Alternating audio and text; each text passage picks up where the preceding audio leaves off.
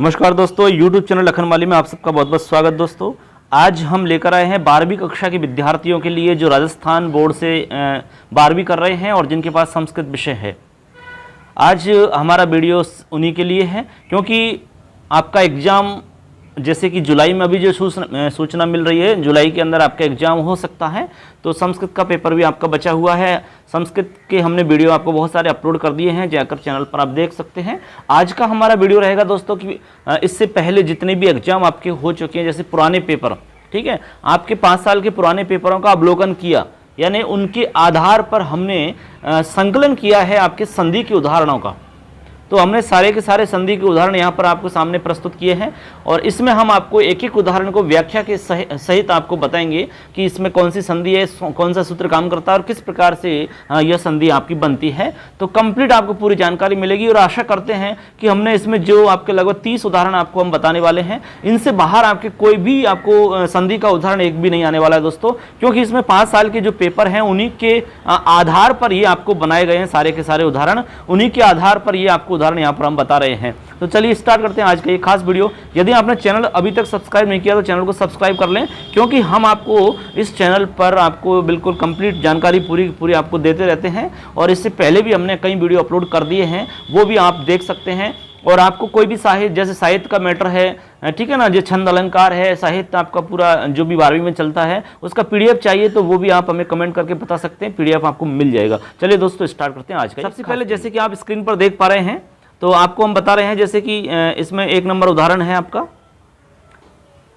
देखिए संधि का पहला उदाहरण आप देख पा रहे हैं, 1 नंबर पे भावुक लिखा हुआ है। तो चलिए दोस्तों स्टार्ट करते हैं। आपका पहला उदाहरण है भावुक, ठीक है ना। पहला उदाहरण जो है भावुक लिखा हुआ है, आपको दिख रहा है स्क्रीन पर। तो इसमें आपको देखना है सबसे पहले तो संधि कौन सी होगी। दोस्तों संधि को हम, जैसे कोई भी शब्द आपका संधि का है तो उस शब्द को, उदाहरण को आप बोल करके उसमें होने वाले उच्चारण, जो उसमें कौन से आपके वर्णों का उच्चारण उसमें निकल रहा है, उसका विच्छेद करने की आप कोशिश करेंगे, तो उससे आप अंदाजा लगा सकते हो कि इसमें कौन सी संधि होगी। जैसे भावुकः, भावुकः, तो आब की ध्वनि निकल रही है इसमें, किसकी? आब। तो आप समझ गए होंगे कि आब जो होता है वो अयादि संधि के अंदर ही आपके आता है। तो ऐसे करके आप सबसे पहले तो इसका संधि विच्छेद करेंगे, बहुधन उकः, ठीक है, ये तो आपका संधि विच्छेद हो जाता है। इसके बाद में इसमें जो संधि होगी वो आपकी अयादि संधि होगी, तो अयादि संधि आपकी हो जाएगी। अब अयादि संधि किस सूत्र से होती है, ये आपको सूत्र ध्यान में रखना है। तो आपका सूत्र हो जाएगा एचो अयवायावः, ठीक है ना। एचो अयवायाव सूत्र की सहायता से आपका भावुक जो शब्द है वो बनता है। इसी प्रकार आपका, जैसे कि भावुक के साथ में और भी शब्द बहुत सारे इसी की तरह आपके बहुत सारे शब्द और बन सकते हैं, जैसे कि पावक है, गायक है, नायक है, ठीक है ना, और भी ऐसे आपके अयादि संधि के बहुत सारे उदाहरण बन सकते हैं। अगला उदाहरण है हमारा हरिम वंदे, ठीक है। हरिम वंदे आपका जो उदाहरण है, इसमें आपको जो हरिम में आपका अनुस्वार दिख रहा है यहाँ पर, तो सिंपल सा है कि अनुस्वार संधि हो जाएगी आपकी। तो यहाँ पर हरिम और वंदे ये आपका संधि विच्छेद हो जाता है और अनुस्वार संधि है, अनुस्वार दिख रहा है, इसी से आपको पता लग जाएगा अनुस्वार संधि है। अनुस्वार संधि में आपका जो सूत्र काम करता है वो मोनुस्वारः सूत्र है, ठीक है ना। अब मोनुस्वार सूत्र से आपकी ये संधि बनती है। तो मोनुस्वार सूत्र आप समझ गए होंगे, जब भी आपका मोनुस्वार सूत्र आता है तो समझ लो मोनुस्वार सूत्र में आपके अनुस्वार संधि काम करती है। तो अनुस्वार संधि का सूत्र आपका मोनुस्वार सूत्र हो जाएगा। तो ऐसे करके आपको इसका पता रखना है। अब आगे चलते हैं आपको उदाहरण। तो ये आपके 2 उदाहरण हो जाते हैं। अगला उदाहरण है आपका दिग्गजः, ठीक है ना। अब दिग्गज जो उदाहरण है आपका, इसमें आपको देखना है कि सबसे पहले तो दिक, जैसे कि आप देख पा रहे हैं दिक धन गजः, ये तो इसका संधि विच्छेद हो जाता है।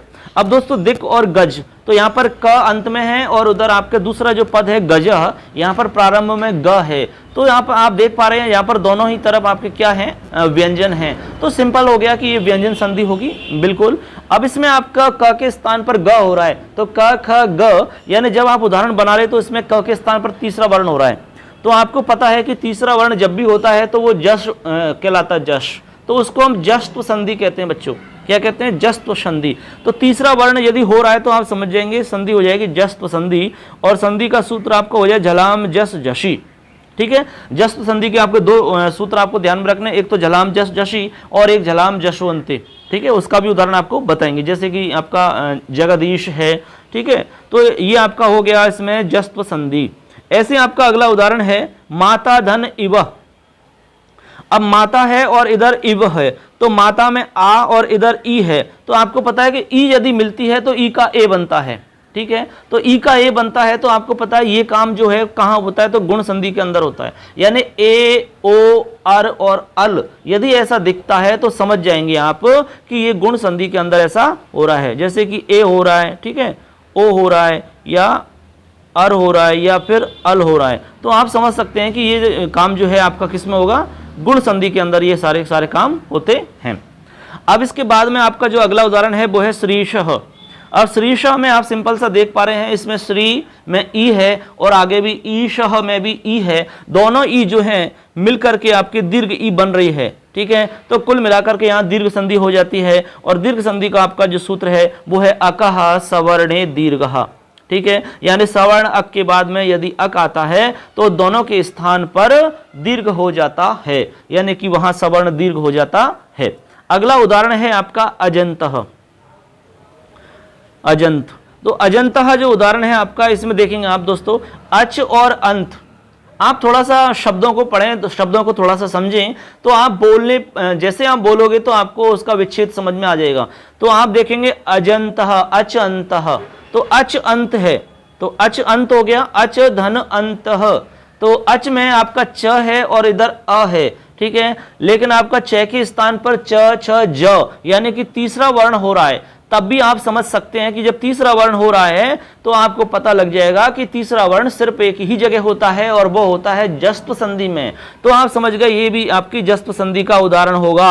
अब यहां पर आपका सूत्र होगा झलाम जशवंते, ठीक है, झलाम जशवंते सूत्र की सहायता से आपकी यहां पर जस्प संधि हो जाती है।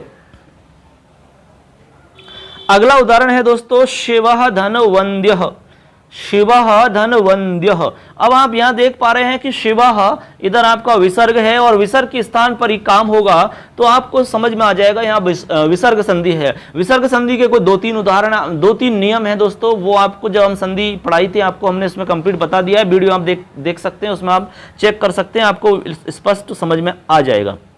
अब इसमें शिवः वंद्य में आपको शिवो वंद्य ऐसा रूप बनता है, तो यहां पर विसर्ग संधि हो जाएगी। कुल मिलाकर के यहां पर विसर्ग के स्थान पर उत्व होकर के और ओ गुण हो जाता है और बन जाता है शिवो वंद्य, ठीक है। और सूत्र यहां पर हसीचे काम करता है, यानी कि हस प्रत्याहार परे रहने पर आपका उत्व होकर के ओ में आपका गुण बन जाता है, तो गुण होकर के आपका इस प्रकार से रूप बन जाता है। इसके बाद में आपका अगला उदाहरण पावकः। कौन सा उदाहरण है? पावक। अब पावक जो है दोस्तों आपको पाव आव आ पाव पाव आव की ध्वनि आ रही है बच्चों, तो आव की ध्वनि आ रही है, तो आपको हमने बताया था कि आव की जब ध्वनि आती है तो आपको पता आव कहाँ आता है, तो आव आपको अयादि संधि में ही सुनने को मिलेगा, तो आपके यहाँ पर अयादि संधि हो जाएगी और एचो अवयव आपका सूत्र हो जाता है। अब पऊ आव, आव बनता है औ से, तो औ के स्थान पर आव होता है। कुछ चीजें आपको बिल्कुल अच्छे से याद रखनी होंगी, तो आप समझ जाएंगे इसमें कि जब विच्छेद करेंगे तो औ इसमें आएगा, तो पौ धन अकह तो बन जाएगा पावकः। ऐसे आपको इसको याद में रखना है। अब अगला उदाहरण है गव्यम। अब गव्यम में दोस्तों ये आपका एक प्रकार से विशेष उदाहरण है, से बनने वाला उदाहरण है। तो गो प्लस यम, आपको इसका ये विच्छेद याद रखना है, गो प्लस यम, और इसमें अयादि संधि होती है, चूंकि ओ के स्थान पर अब आदेश हो रहा है, अब तभी तो गव्य बनेगा। अब इसमें आपका एक वार्तिक है कि वान्तोई प्रत्यय। वान्तोई प्रत्यय ये कह रहा है कि यकारादि प्रत्यय परे, जो यकारादि प्रत्यय परे रहे, तो ऐसी स्थिति के अंदर भी आपके क्या हो जाएगा, ओ और औ को अव और आव आदेश हो जाते हैं। यानी वान्तो ही प्रत्यय, सॉरी सूत्र ही है, वान्तो ही प्रत्यय की सहायता से यहां पर आपका ये उदाहरण आपका बन जाता है। लेकिन ये विशेष है आपका, ठीक है, क्योंकि ये कह रहा है कि यकारादि प्रत्यय परे रहने पर, तो इसमें यकारादि है, जैसे यम है तो यकार से स्टार्ट हो रहा है, तो यकारादि प्रत्यय परे रहने पर आपका वान्तोई प्रत्यय से ओ और औ के स्थान पर अब और आव आदेश हो जाता है। उसी के कारण यहां पर आपका ये उदाहरण बनता है। तो सिंपल आप समझ गए होंगे। इसी प्रकार से एक उदाहरण और बनता है नाव्यम। तो नाव आ रहा है, नाव्यम, आव नाव, आव आ रहा है ना, तो आव का मतलब हो गया औ के स्थान पर हो रहा है, तो यहाँ पर नऊ और यम आ रहा है। अब यम है चूंकि तो एच वाई वाई अब सूत्र काम नहीं करेगा यहाँ पर, लेकिन अयादी संधि है यहाँ पर, तो इसीलिए यहाँ पर दूसरा सूत्र है आपका वांतोई प्रत्यय। तो अयादी संधि तो हो जाएगी लेकिन सूत्र आपका वांतोई प्रत्यय लगेगा, क्योंकि ये सूत्र यकार आदि प्रत्यय बाद में होने पर काम करता है। तो यकार आदि का मतलब ऐसे प्रत्यय जो यकार से प्रारंभ हो रहे हैं, यानी य से यज्ञ वाला। तो आपको दिख रहा है इसमें कि यम, तो यम जो आ रहा है वो य से स्टार्ट हो रहा है, तो आप समझ गए सिंपल सा वांतोई प्रत्यय सूत्र यहाँ पर लग जाएगा। तो ऐसे करके आपका ये उदाहरण बन जाता है। अगले उदाहरण की हम बात करते हैं। अगला उदाहरण है बच्चों आपका पर धन उपकार परोपकार। पर धन उपकार, तो आपको सिंपल सा इसमें दिख गया पर उपकार, अ है और आगे उ है। तो ऐसी स्थिति में आपका आद्गुण सूत्र से क्या हो जाएगा, पर और पूर्व पर दोनों के स्थान पर एकादेश हो जाएगा और वो आपका हो जाएगा ओ, यानी उ है तो ओ हो जाएगा, ई होता तो ए हो जाता और री का अर हो जाता और री का अर हो जाता। ये आपको गुण संधि में हमने स्पष्ट समझाया है अच्छे से। तो आपका यहाँ पर परोपकार उदाहरण बन जाएगा, परोपकार परोपकार, ओ की ध्वनि आ रही है तब भी आप स्पष्ट इसमें समझ सकते हैं।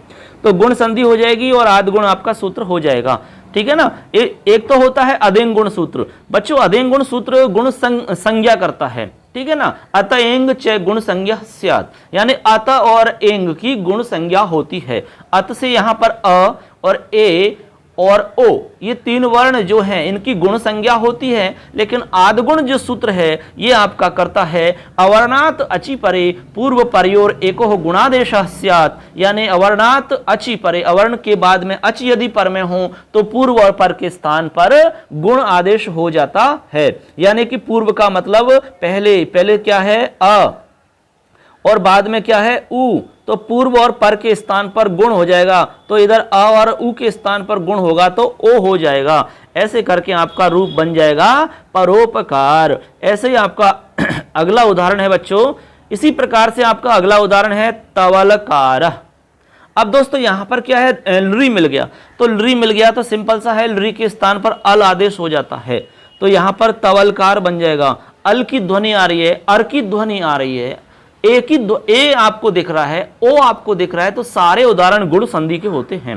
तो यहां भी गुण संधि हो जाएगी और आद्गुण आपका सूत्र हो जाएगा। इसी प्रकार बच्चों एक उदाहरण है देवर्षि। तो आपको बताया हमने कि अर की ध्वनि आती है तब भी आप समझ जाना, वहां भी गुण संधि होगी। तो यहाँ देवर्षि है, महर्षि है, सप्तर्षि है, ब्रह्मर्षि है, सब जगह गुण संधि होती है, तो यहाँ भी आद्गुण से गुण संधि हो जाएगी। अब आगे उदाहरण है हमारा बहुत ही अच्छा। अब बच्चों महौषधि जो उदाहरण है, इस महौषधि उदाहरण में आपको औ की ध्वनि आ रही है।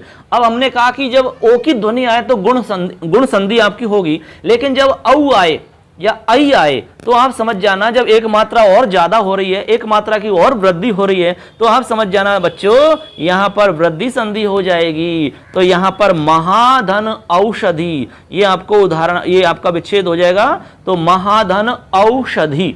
तो ये आप इस प्रकार करेंगे संधि विच्छेद। अब इधर महा में आ है, ठीक है, और आगे आपका औ है। अब आ और औ दोनों मिलेंगे और दोनों के स्थान पर जब एकादेश होगा तो वो होगा औ, क्या होगा औ, तो बन जाएगा महौषधि। इस प्रकार से आपका रूप बन जाएगा और वृद्धि रेचि सूत्र की सहायता से आपका यहाँ पर ये रूप बनता है। तो आपको सूत्र याद रखना वृद्धि रेचि। अगला उदाहरण है आपका बहुत ही अच्छा उदाहरण है उपधन एधते।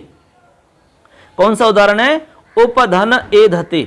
अब उपधन एधते ये आपका बहुत बार एग्जाम में आ चुका है बच्चों। तो उपधन एधते में उप है तो अ है इधर, और इधर आपका एधते है।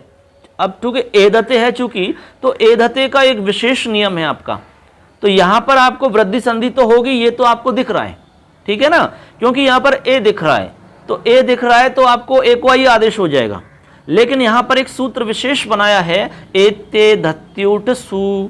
एते धत्युट सु सूत्र की सहायता से यहां पर ये काम होगा बच्चों। एते धत्युट सु जो सूत्र है वो ये कहता है कि ए अवर्णाद एजादि या अवर्णाद एजादि ए धातु के बाद में ऊठी चे परे, यानी ऊठ परे होने पर वृद्धि रेखादेश स्यात्, वृद्धि रेखादेश हो जाता है। तो कुल मिलाकर के यहां पर आपका वृद्धि एकादेश हो जाएगा। तो यहां पर आपका रूप बन जाएगा उपैधते, ठीक है ना। अब अगला उदाहरण है आपका, बहुत ही प्रसिद्ध उदाहरण है, आ चुका है बच्चों, इसीलिए आपको अच्छे से समझो। अगला अक्ष धन उहिनी, इधर अक्ष है, इधर आपका उहिनी है। अब अक्ष धन उहिनी है।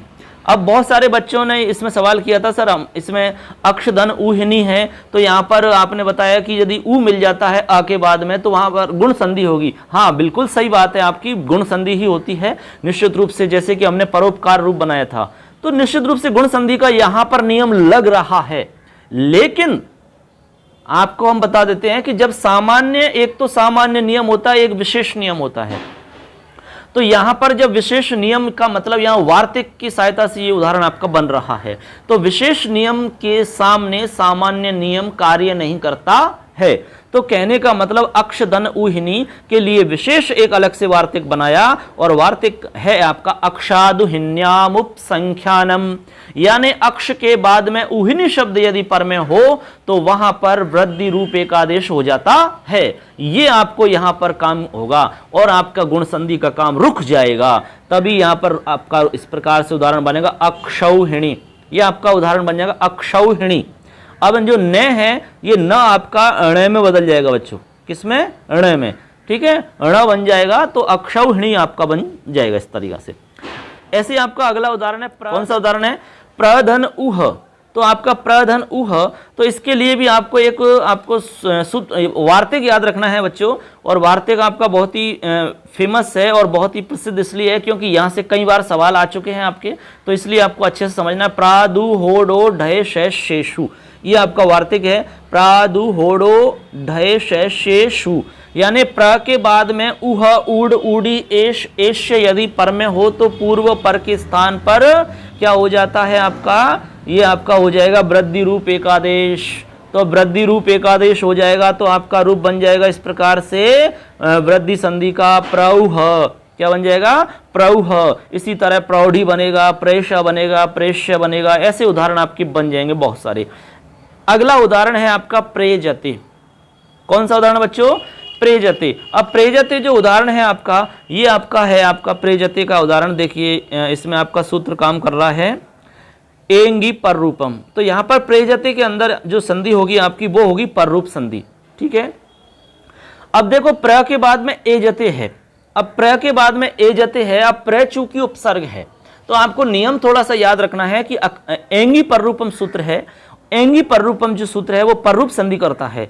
अब यहां पर किस प्रकार से लगता है, तो एंगी पर रूपम कहता है कि अकारांत उपसर्गात परे धातो आदौ एंग वर्णा भवति तरितयो पूर्व परयो द्वयो वर्णयो स्थाने पर रूपम एकादेशः स्यात् या भवति। आप कहने का मतलब ये वृद्धि संधि का अपवाद है, यहाँ वृद्धि संधि भी प्राप्त है बच्चों, लेकिन आपको कहा कि जब विशेष सूत्र आ जाता है तो सामान्य सूत्र काम नहीं करता है, तो यहाँ पर आपका वृद्धि संधि का नियम नहीं लगेगा और यहाँ पर एंगी पर रूपम से पर रूप हो जाएगा, यानी कि पर वाला रूप हो जाएगा। पर वाला रूप का मतलब है एजते में ए दिख रहा है ना, वो आपका प्रे में दिखने लगेगा तो बन जाएगा प्रेजते। एंगी पर रूपम से आपका इस प्रकार रूप बन जाएगा। अगला है शकंधु, बहुत ही प्रसिद्ध है। अब शक धन अंधु, तो शक धन अंधु में आपका शकंधु बन जाएगा रूप, क्या बन जाएगा, शकंधु। तो यहाँ पे थोड़ी सी मिस्टेक है, ये शकंधु में जो क है वो हलंत नहीं है, ठीक है, ये पूरा क रहेगा, ऐसे हलंत नहीं होगा, ये थोड़ी मिस्टेक हो गई लिखने में। तो शक धन अंधु, तो यहाँ पर शक धन अंधु है, तो यहाँ पर क में आपका हलंत नहीं है, लिखने में थोड़ी सी मिस्टेक हो गई है। तो शक धन अंधु में आपका पर रूप हो जाएगा शकंधु, पर रूप आपका हो जाएगा यहाँ पर। और इसके लिए एक वार्तिक है, शकंद्वादिषु पर रूपम वाच्यम, मतलब शकंद्वादि गण में पठित जितने भी शब्द हैं उनकी सबकी टी संज्ञा होती है, और टी संज्ञा होने के बाद में आपका ये कार्य होता है, जिसकी भी टी संज्ञा होती है बच्चों उसका लोप हो जाता है। तो यहाँ पर शक में अ जो है उसकी टी संज्ञा हो जाएगी और उसका लोप हो जाएगा, उसके बाद में अंधु मिल जाएगा शक में, तो शकंधु बन जाएगा। अगला उदाहरण पर चलते हैं, हरे अब, हरे धन अब। अगला उदाहरण है हरे धन अब। तो हरेव आपका रूप बन रहा है, पूर्व रूप संधि है। जब भी आपको ऐसे ऐस का सा निशान दिखता है ये चिन्ह, तो ये आपका अवग्रह कहते हैं इसको, पूर्व रूप संधि में ऐसा होता है। इसका आपको सूत्र ध्यान रखना, एंगः पदांतादति। एंगः पदांतादति सूत्र कहता है कि पदांतात एंगो अति परे पूर्व रूपम एकादेश स्यात्, मतलब यदि पूर्व पद से अंते एंग, यानी एंग का मतलब हो गया यदि जो पहला पद है उसके अंत में यदि ए या ओ में से कुछ भी हो, ठीक है, और बाद उत्तर पद का जो प्रारंभ है वो ह्रस्वकार से हो रहा है, तो पूर्व पर के स्थान पर आपको क्या करना है, पूर्व रूप एकादेश करना है, यानी पूर्व परयो वर्णयो स्थाने। तो आपको क्या करना है, कहने का मतलब जो अ आपको दिख रहा है ये अ आपका हट करके और अवग्रह में बन जाएगा, इस प्रकार एस का सा चिन्ह बन जाएगा, यही पूर्व रूप संधि है आपकी। तो इस प्रकार से आपका ये संधि का उदाहरण हो गया। अब आगे हम चलते हैं, अगला जो उदाहरण है आपका वो आपके व्यंजन संधि का उदाहरण मिल रहा है आपको, ये है हरिश धन शेते। दोस्तों हरिश धन शेते में आपका हरिश है और उधर शेते है, तो यहाँ पर आपका स्तुत संधि का उदाहरण लगता है। स्तुत संधि का आपका सूत्र लग रहा है और सूत्र है स्तोश्चुनाश्चु। स्तोश्चुनाश्चु सूत्र ये कहता है दोस्तों कि स और त, यानी स के स्थान पर श हो जाता है तालव्य शकार और तवर्ग के स्थान पर चवर्ग हो जाता है।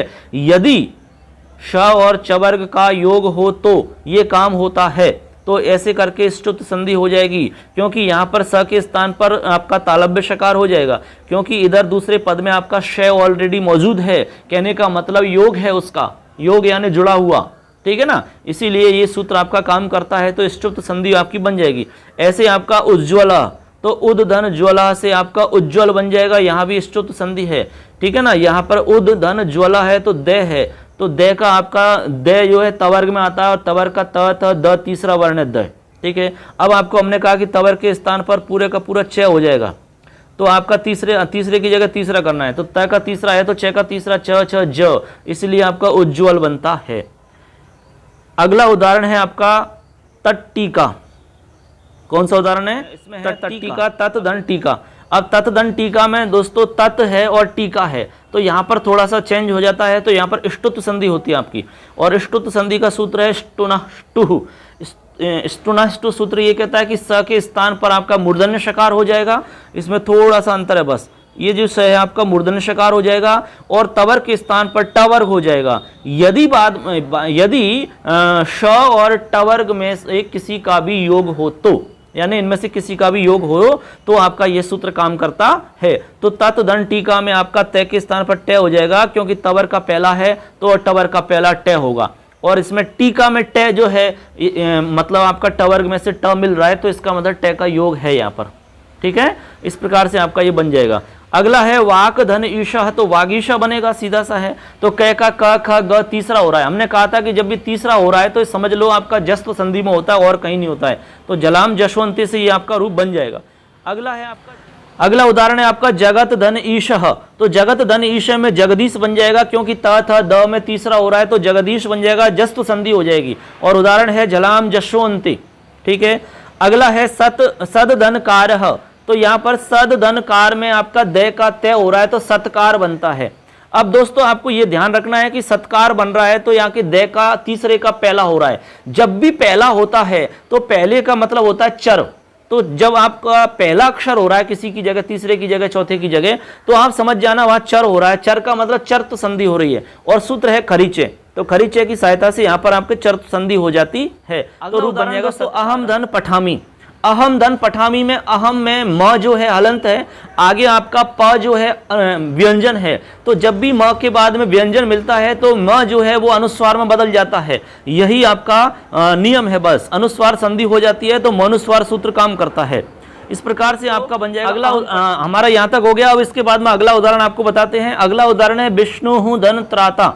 अब विष्णु धन त्राता में आपको देखो, इसमें विष्णु में आपको विसर्ग दिख रहा है, तो विसर्ग के स्थान पर दोस्तों आपको स हो जाएगा, विसर्ग के स्थान पर स हो जाएगा। विसर्जनीय से स एक सूत्र है, इसकी सहायता से, और तब बन जाएगा विष्णु त्राता। तो आपकी सब संधि के अंदर ये नियम रहता है कि विसर्ग के स्थान पर जो काम होता है उसी काम के आधार पर उस संधि का नाम हो जाता है।